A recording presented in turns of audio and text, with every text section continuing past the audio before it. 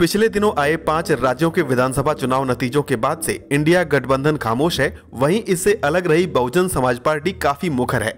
बसपा ने उपचुनाव में राजस्थान में विधानसभा की 2 सीटों पर जीत हासिल की और इन राज्यों में उसे समाजवादी पार्टी से अधिक वोट मिले।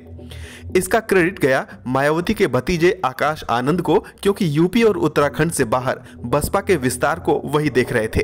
मायावती ने नतीजों के फौरन बाद आकाश आनंद को इसका इनाम देते हुए अपना उत्तराधिकारी घोषित किया। अब कहा जा रहा है कि आकाश अपनी बुआ मायावती की कर्मभूमि से 2024 में सियासी पारी की शुरुआत कर सकते हैं।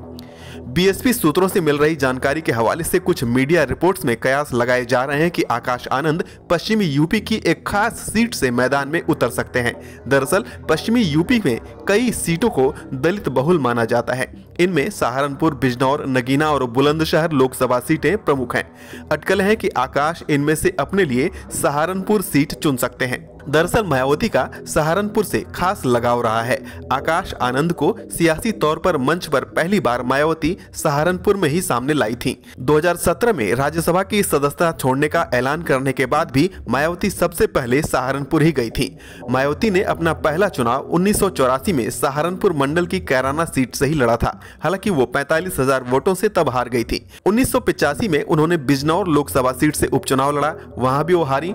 1987 में हरिद्वार सीट से उपचुनाव लड़ा, तीसरी बार भी वो चुनाव हार गई थी। वेस्ट यूपी की बिजनौर लोकसभा सीट से मायावती पहली बार 1989 में जीती।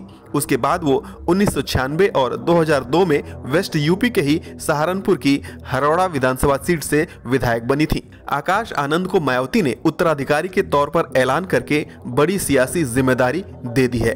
ऐसे में वो मायावती की कर्मभूमि को अपनी कर्मभूमि बनाकर इस जिम्मेदारी को आगे बढ़ाने की शुरुआत करते हैं, तो इसका संदेश अच्छा जा सकता है। मायावती के ऐलान के बाद आकाश बसपा में नंबर 2 की भूमिका में है और वो सहारनपुर सीट से मैदान में उतरकर बीएसपी के मिशन 2024 की अगुवाई कर सकते हैं।